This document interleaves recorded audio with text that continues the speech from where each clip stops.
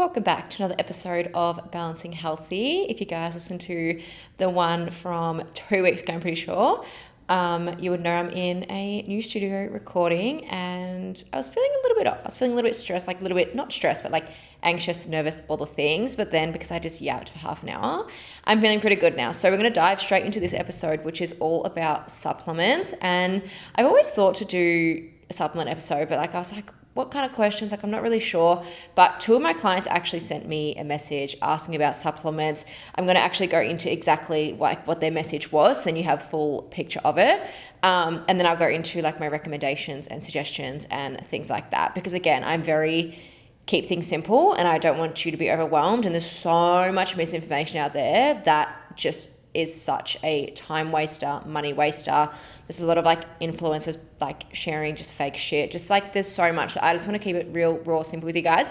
So the first one, which we're starting off with a bang. So one of my clients said, a podcast request is your thoughts and opinions on peptides, particularly GHKCU and Reta. I've seen it all over my TikTok. In one mind, I'm like, oh yeah, I want to give it a try. And in another mind, I'm like, I don't know what's in it. And then now if there are fitness influencers or whoever taking it, we don't know what's real and what's not, lol. I straight up said to her with that message. So that was a big message. And I literally turned around and I go, I have no fucking idea what you're talking about. Literally never heard of GHKCU, Reta. I'd never heard of these things. So my first instinct is it's probably a waste of time. If I'm in the fitness industry and I've never heard of it, probably a waste of time. And also where she said I don't know what's in it, blah, blah, blah. If you don't know what's in something, probably don't take it. Or have a little look and have a little research. So I actually went ahead and I looked up both these things because I was like, what are people promoting? What are they? And I didn't go to TikTok and look at it that way. I went to the internet. I was like, what can the internet tell me about these things? So the first one was the GHKCU. And I've got 3 things here it says it does. The first thing it says it boosts collagen. And I'm like, you don't fucking need some peptide pill thing to boost your collagen. You could be eating more protein or you could be supplementing with just a collagen powder. There's a few good brands out there. I'm not entirely sure too much about it on its own, but you can get it from other things. People always say to me, collagen for skin, hair, nails, right? You look at my hair, she's thick, she's glowing. My nails, people always talk about my nails, how they're so long. I don't know if you can see that if you're watching. They're quite long, and that's me getting them cut short when I got them done. They grow long, my hair grows fast. My skin, I always get compliments on my skin. I'm literally just eat your fucking protein, drink your water, you'll be good.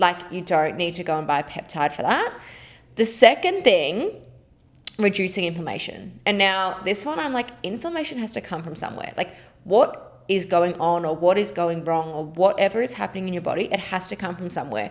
A lot of the times it comes from stress. So things like regulating your nervous system, lowering your stress levels, having some more sleep, those things can reduce inflammation. It could be as simple as drinking some more fucking water. I feel half the population is dehydrated, so have some more fucking water.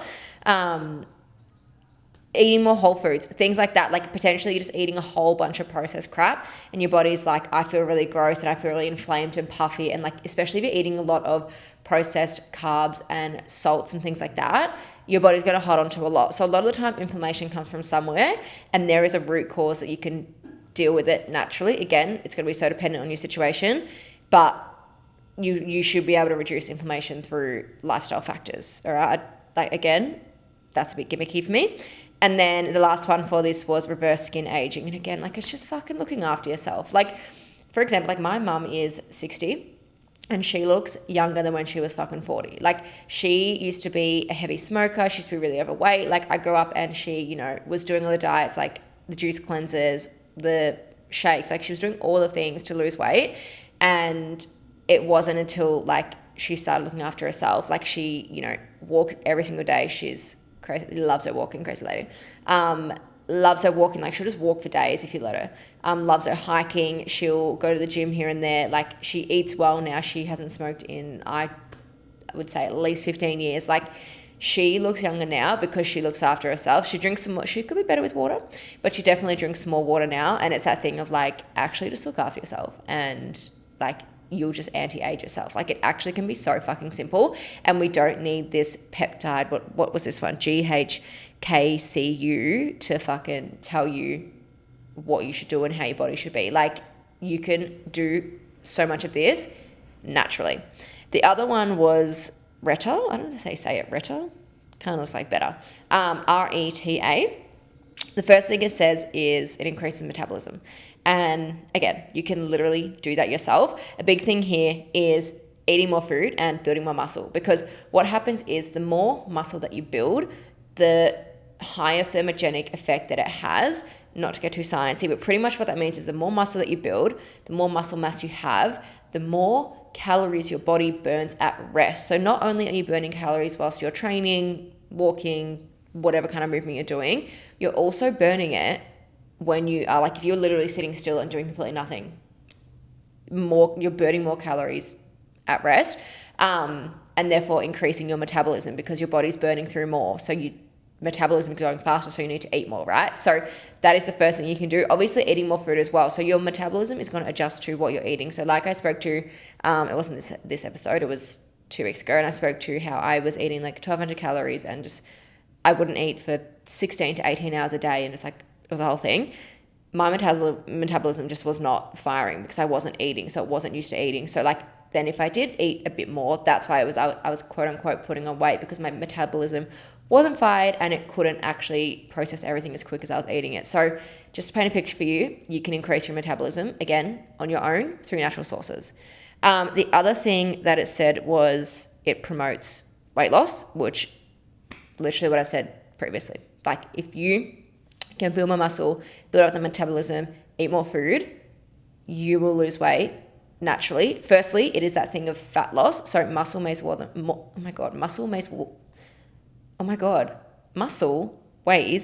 more than fat is what I was trying to say. So it is that thing of, you are strength training and you're eating more food. It means you're building more muscle. It means you have more muscle mass. It means that your body is burning through more calories, burning through more fat. So you're losing fat, building muscle. The scales might not fucking change, but your body will change, which is, again, like I said in a previous episode, photos, measurements, every 4 weeks. If like your goal is body composition, if you want to change, if you want to look more toned, you can literally do it through natural sources and through strength training and looking after your body, just simple healthy habits, instead of spending money on these fucking peptide things, whatever they're called. The other thing as well with that is when I said to her, like, I was like, I literally have no idea what you're talking about.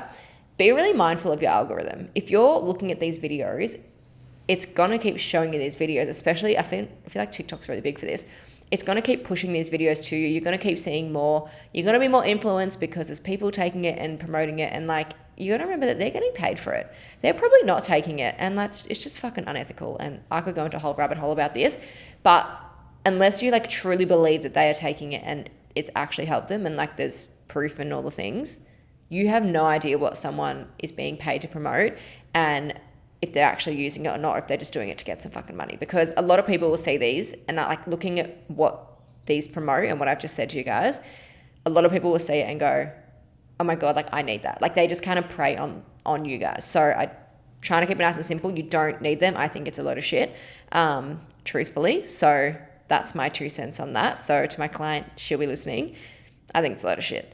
The next one was my other client said, would love to know what's actually helpful. I just think there's so many different vitamins and supplements and it's just hard to know what actually works. Maybe just a rundown of what works and what's just a money grab.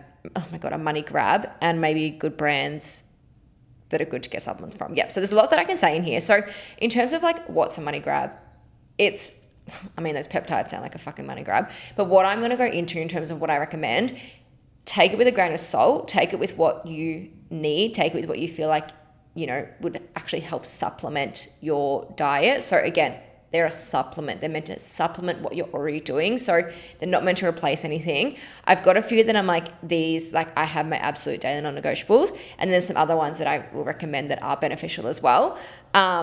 In terms of like brands and what you buy and what you get it from, it's just going to be dependent on what you need. So for example, like I will recommend a protein powder. I'm going to go into it after though, because I don't just say to have it. But the brand that I buy Rule 1.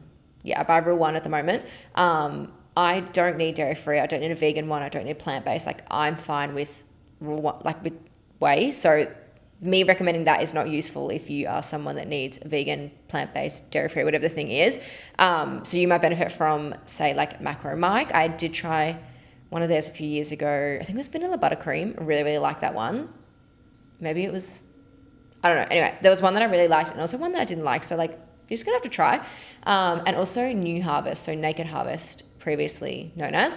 I tried their proteins, like, it's been years since I tried their proteins, so I can't actually give you like recommendations on that. However, I did just recently try their matcha and their electrolytes, and you always think like for something so natural, like how is it going to taste good? But those two things, like they actually surprised the shit out of me.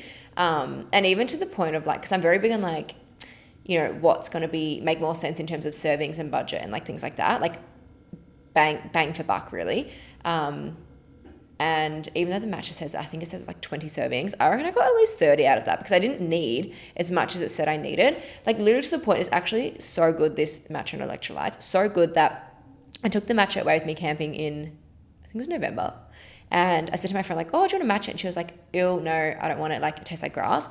And I gave her a sip. I was like, just try this. And she literally went home and bought 3 tubs. Like she was like, that was so good. I need like every flavor. So just to paint a picture, it's really, really yummy, even though it's natural. There's just, I don't know what sweetener they put in it. It'll be a natural one though, and it's just so good. And then must have the same to the electrolytes because again, like I put 1 little spoonful in like my 750ml bottle of water, and that was all I needed. Like it was sweet enough. And I'm like, wow, how have they done this? Don't know. But those two, really, really good. I'm gonna have to get some more. But like I said, I haven't had their protein in years. And what's the other one? Pre-workout. I'm going to get to pre-workout in a second. But pretty much brands are so dependent on what you feel like you need pretty much. So I'm going to go into my recommendations now in terms of like, these are supplements that I have on the daily, or I have them often enough that I want to recommend them.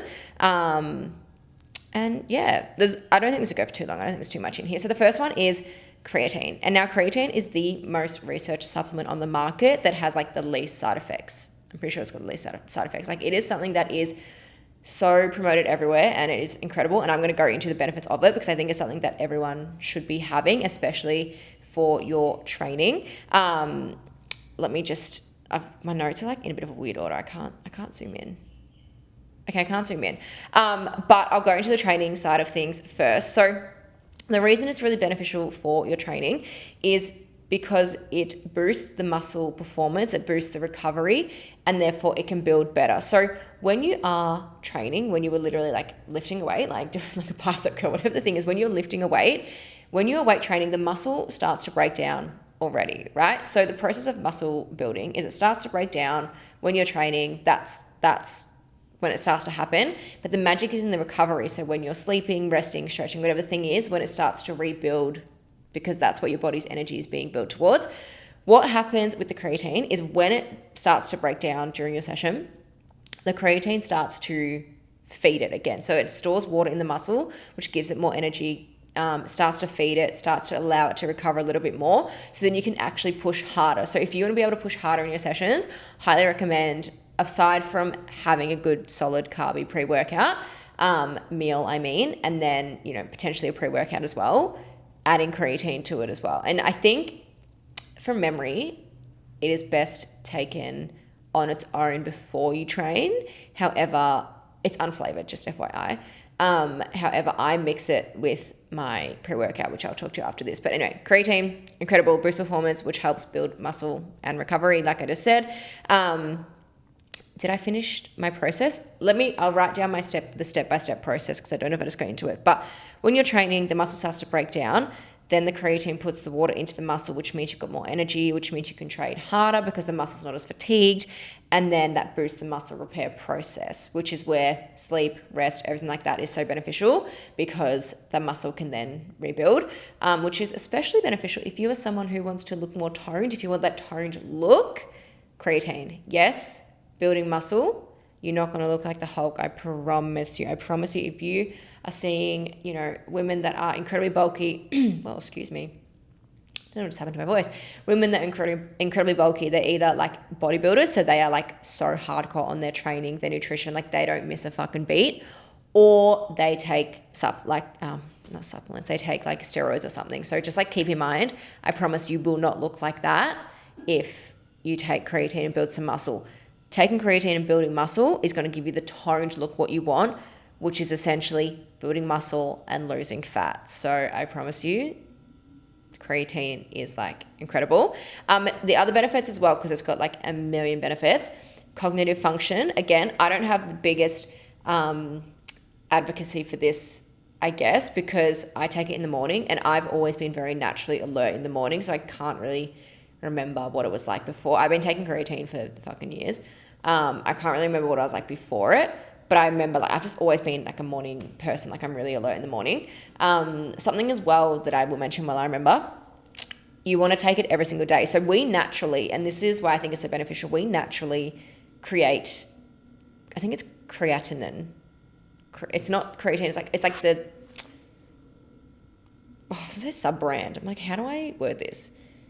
We naturally create what creatine does in our body, if that makes sense. I should have Googled the words before I started recording, but I think it's creatinine. We naturally create that, but we don't create enough, which is why having creatine is beneficial as a supplement, because it supplements that. Like it helps us to create more, which is beneficial for all these reasons that I'm mentioning currently. But yeah, cognitive function, it helps immensely. Also bone health, blood sugar regulation, I wrote bone health twice. I'm going to say brain health, all the things like that, heart health, everything you can think of. It is really, really beneficial for that. So I highly recommend creatine.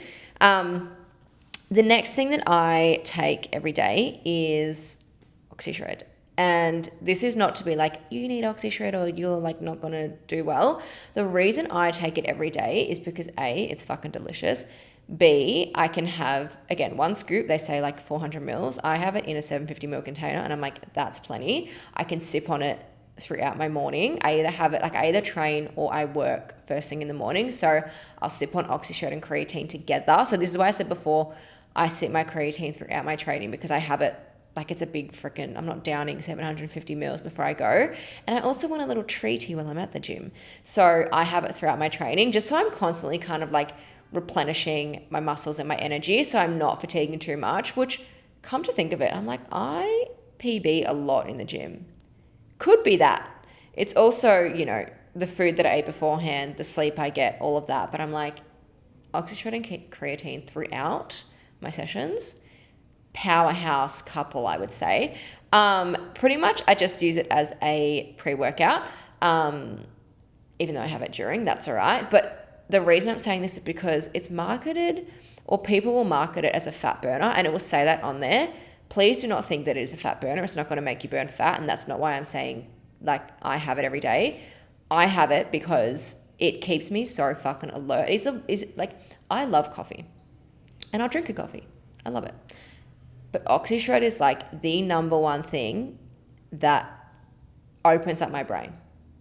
That and creatine together, like I said, it is game changer. I am so alert for so long. I actually can't even believe how much it wakes me up. And it's been years that I've been having it. The other thing as well, there's so many flavors. Like, you just have all the choice in the world. They're always bringing out like new flavors or like limited editions. Like, you just have all the choice in the world.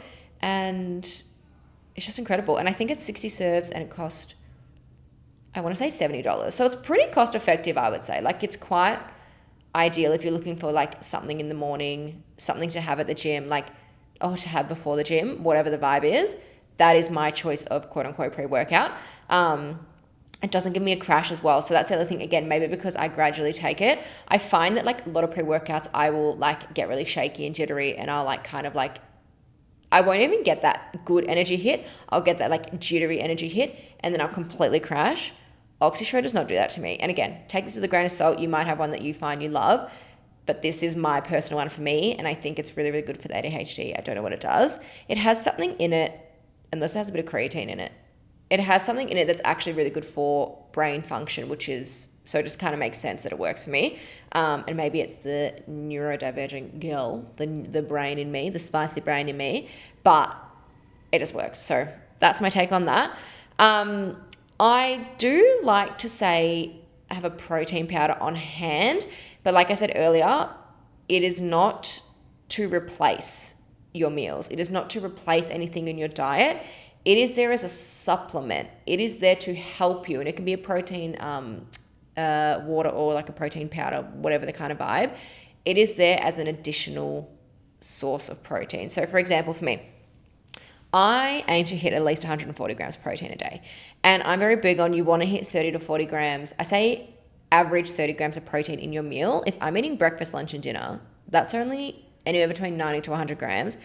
I've still got so much to hit, right? And most days I'll have more in my main meals. So I only need like one proteiny snack, and that's fine. Like tuna and rice cakes, like YoPro and fruit, like whatever the thing is. But there might be days when I just need to have it in like a liquid form, and it is perfect for that. An extra like 20, 25 grams of protein. Like it's really hard when you've got a high protein target. If you're someone with a low protein target, and this is, like I said, so dependent on you, your body, what your goal is, all the things, it's not going to be as hard. You might be someone who only needs 120 grams. You can get 100 grams from fucking 3 meals alone, and then an extra 20 throughout the day in like little bits here and there. Like it all adds up throughout the day. So you might not even need it. But another example is, for example, it was on the weekend just gone, and I didn't have any muffins, bagels, anything to have with my eggs. Maybe I didn't even have eggs in the house. There was like nothing in the house, and I was starving. Like I was like, I actually can't go into the grocery shop right now on no food. Like I'm so fucking hungry. And literally what I put together, I got some Weet-Bix. I always get chocolate protein because Mitch will have some too if he decides to. So I got my chocolate protein powder. I shook it up with half water, half milk, just because I'm like, it's really sweet to have with just milk, but you can't have with just water because then it's not thick enough. So half water, half milk. Shook it up, poured that in with the Weet-Bix, and then just chucked some strawberries on top. It was actually so fucking good. And it was so filling because I think the way the protein and the milk, I have oat milk by the way, the protein and the milk just kind of like absorbed into the Weet-Bix. It was so good. I can't explain it, but it was perfect to have on hand. So that way I'm getting my protein in as well, and I'm not just having a big massive bowl of carbs, because again, carbs are great. Carbs are a good pre-workout, but this was for my actual breakfast. So I didn't want to like have that big up with the carbs and the sugar and then a big crash. So that's why I'm like, we had the protein. It keeps everything nice and regulated. And then I've got an extra 25, 30 grams of protein already in my day before I go and do my shop and cook my meals and whatever the thing is. So that's another really good reason why I like to have protein powder on hand. But like I said, it is a supplement, it's not replacing anything. The next couple are kind of like things that like they're quite good as a suggestion. I take some, I don't take some. I'll just tell you what they are. So the first one is magnesium. This is really good for your recovery, really good to help you wind down, really good to help you sleep as well. So if you struggle with sleep, if you struggle with you're feeling sore after your workouts and you know you're doing all the right things, you know you're eating well, you know you're not sleeping well, drinking enough water, you know you're doing all the right things, and you're really struggling with potentially sleep or just really sore muscles, magnesium is perfect for that. You can get it in like many different forms. You can get it in tablets, you can get it in powders. I have just started retaking because I bought a tub of like a magnesium hot chocolate, and I just kind of forgot it was in there. It was at the back of the cupboard. I didn't really think about it, and I saw it again the other day, and I'm currently on this journey of like, I need to replace my afternoon caffeine. Not that I have it often, but I'm like, I do love a sweetie treaty drink in the afternoon.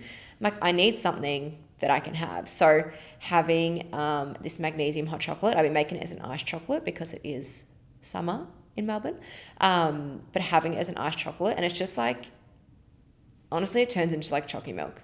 Like I put it in the fridge yesterday. I got it back out and I was like, chocolate milk. And Mitch was like, chocolate milk? Like, why have you got chocolate milk? I was like, because I made it earlier and like it's been in the fridge, so now it's just chocolate milk. And so yum, but it's so good to get that extra magnesium in.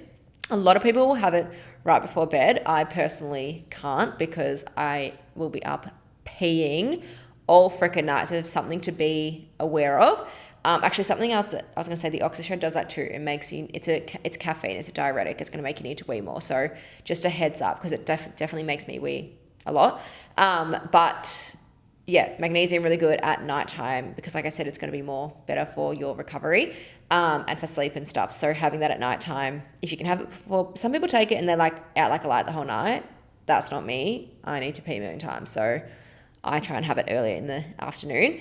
That's really good. And then just like daily supplements as well, just things like, multivitamins, fish oils, anything like that is really going to come down to what your doctor has recommended. So doing a blood test, getting a full health check, seeing maybe you're deficient in iron or vitamin D or like whatever the things is, and supplementing that way. Of course, potentially, like, for example, I knew that I was a little bit lower in iron a few years ago. So now every single week when I meal prep, I have to meal prep with like lean red meat or spinach or something like that. And I notice the difference. Like, I don't supplement iron, but I notice if I don't have those, then I feel that like a bit more lethargic kind of vibe's not really a vibe, but I do feel that a little bit more lethargic, and I do notice that. So there are ways to do it that aren't just straight going to supplements. Other things as well, like vitamin D, like, again, I used to never step out into the sun, and now I'm like, give me the sun any day of the week. I, like, again, tiredness, who is she? She's not there. I am starting to tan more as well. That's just a side note to this, guys. I'm starting to tan. You can't see it because I'm wearing bloody a long sleeve, but starting to get a real tan, which is very exciting. And, things like eating eggs, just eating out in the sun, like doing things like that, like that's ways that you can boost that vitamin D without going straight to a supplement. But like I said, it's very dependent on what your doctor has recommended, what your body needs. But something like a multivitamin is good to have on the daily. Again, I like ran out and I just didn't buy any. And it was interesting, around that time I noticed I was getting a bit more sick, run down much quicker than now when I'm taking it again. So that's my 2 cents of that. That's the only thing I've noticed with the multivitamin. But I think that's all that I had to say. I hope this made sense. I hope this was simplified. I hope that you got something from this, and I hope that you just take what's worked for you, and whatever you don't care about, then like don't even listen to it. I just think, like I said at the start, there's so much misinformation out there. You just have no idea like what is real and what is not, and it shouldn't be confusing. It should be so simple, straightforward, really basic things. Everything here is to supplement your life and supplement your diet and supplement your body and whatever it needs. So like I said, take it with a grain of salt, do a blood check, get the doctor to have a look at everything. Another thing as well, actually, I just remembered, I remember my boss told me this, so I didn't know this. If you're taking creatine and you get a blood test, do tell the doctor that you are taking creatine, because then your creatinine levels will be like really high. But it's normal if you take creatine regularly. So just something to think about.